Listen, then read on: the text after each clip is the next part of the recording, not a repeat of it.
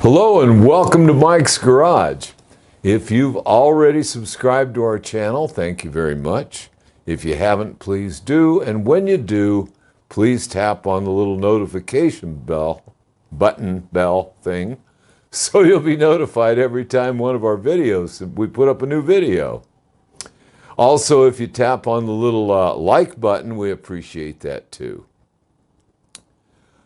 Let's see now, I got a couple of things to mention. First thing is, this is December, and kind of unusual, but Long Beach is, they're not having the motorcycle swap meet in Long Beach this month. So you need to know that. The other thing is, Chopper Fest was scheduled for this weekend, which would have been December the 11th. And it has been, it's been changed due to the fact that it's going to rain this weekend. So what they did is they moved it up to February 12th. February 12th for Chopper Fest, the David Mann Show. That thing is really a gas. That's in Ventura, at the fairgrounds, on the beach. Really nice. But it's been changed due to rain, which is kind of cool. Because I hated to go clear there in the rain and then find out there wasn't going to be one. So I'm really pleased, and I hope that works for everyone else too. Now, in our last video, what we worked on was getting the fan mounted on my bike. My buddy Jim created this fan. It's, I guess you could say it's a prototype. It's an experiment. And he used a Harley horn cover to do it with. And I think it really looks like it belongs there. Of course, it took me a lot of doing to make the mounts, because in the kit that he was creating, he supplied everything to mount it on the side of an Evo, which I do not have. I have a Shovelhead. So I had to make my own mounts and all that sort of thing. I mounted it top and bottom so this thing doesn't swing, move back and forth. In fact, I had it mounted with one stud, and one of our list viewers wrote in and said, "Really, Mike? That thing's going to break." And I said, "I know it." So I went back in there and made a second bracket, in case anyone's thinking I'm not correctable. But anyway, that's what I did. And I've run it a couple of times now, and I was going to demonstrate, maybe I will anyway. But what I did was I bought an infrared thermometer so I can take readings with it. It's a pretty cool little thing, and it works pretty well. Except the little cover wants to come off the batteries. That just happened in my hand. There it is.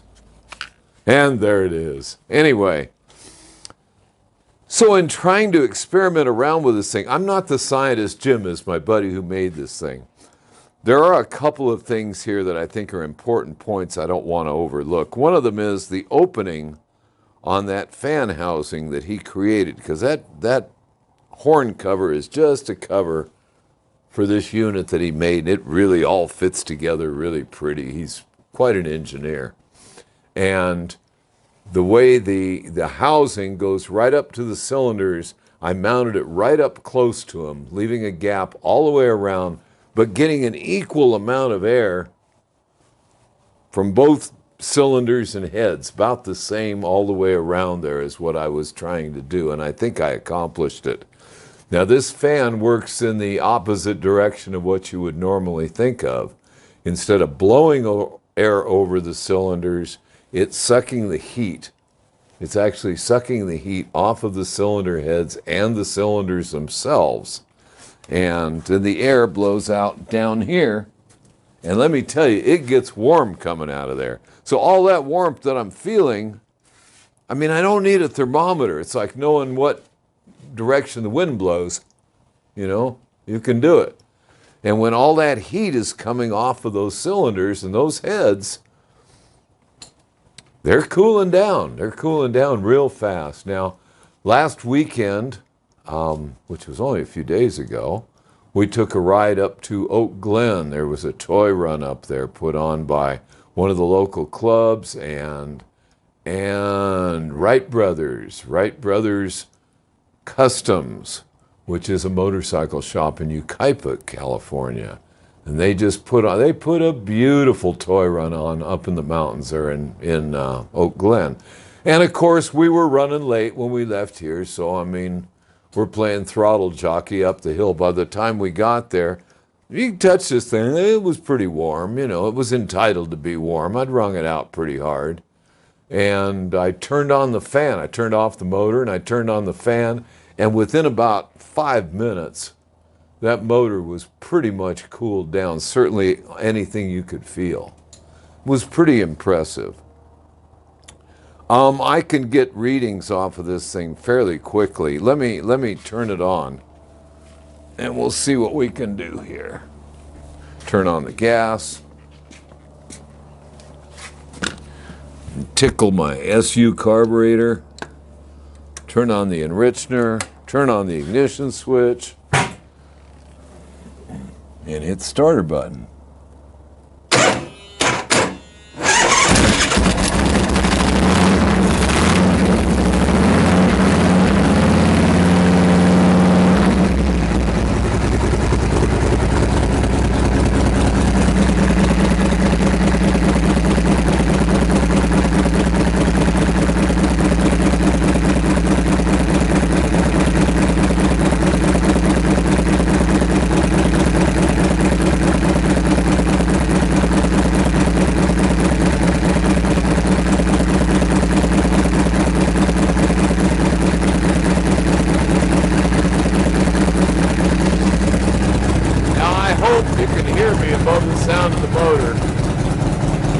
But basically what we're doing is we're watching that thing heat up 1 degree at a time, and it just goes really quick. So I get much over 100 degrees here. What I'm going to do is turn the fan on and see if it drops any. Now reading it off the front of that cylinder, I don't know, that may be too far away from the fan. Let me check something.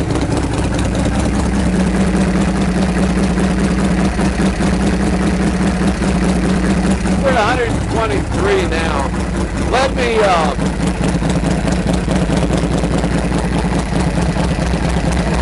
let me get one of the inside here.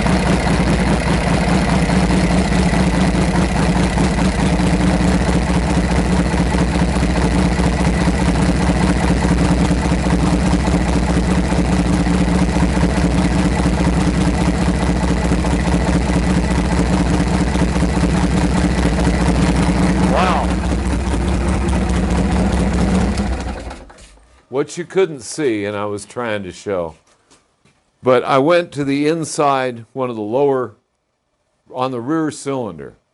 And what I did is I got in there with the thermometer, I got it up to around 100 degrees, and as soon as I turned the fan on, it started dropping. I mean, even though the motor is sitting there running, it was dropping. You know, a really good test, of course, will be a hot summer day and take some readings and all that sort of thing. But what I can see is that it is working, and it's really dropping the temperature a bunch. So for me, that's good enough.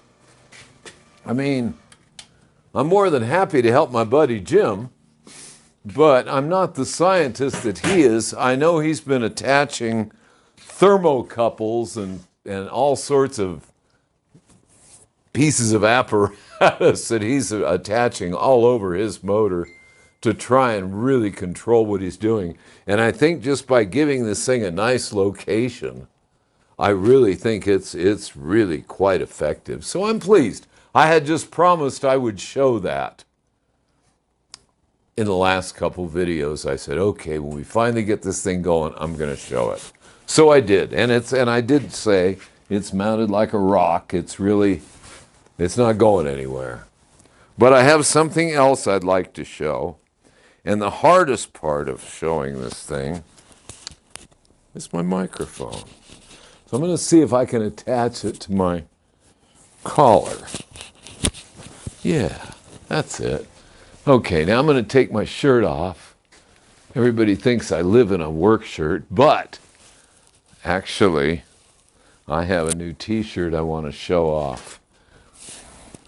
This is so I don't get lost. If anyone finds me, they'll know where to put me. If I'm at a show or something, I can be found. And that's a cool thing. I have my name. The other thing is I'm very proud of my panhead. And there she is. Is that a good shot of it, Mike? That's a picture of Baby Doll. Now, I told my friend, our staff artist, Fred, exactly what I want. I wanted to show the full length of the bike, and I wanted detail, and on and on and on. I was pretty explicit. I knew exactly what I wanted. And Fred did it. I'm so proud of him. He did exactly what I asked. Joe, the t-shirt guy, did exactly what I asked. And I really like this shirt. If anybody wants one, they are available now. And all you need to do is go to pacificmike.com, which is a regular website. That's not on YouTube. It's just pacificmike.com. And t-shirt store will be on there. You just tap on that, and you can order a t-shirt. Hopefully everybody, I don't think anybody will like it as much as I do, but I really do like it. So I hope you like it too. So let's see. We covered the Ventura show. We covered everything we needed to do, I think. So until next time, I'll see you out on the road.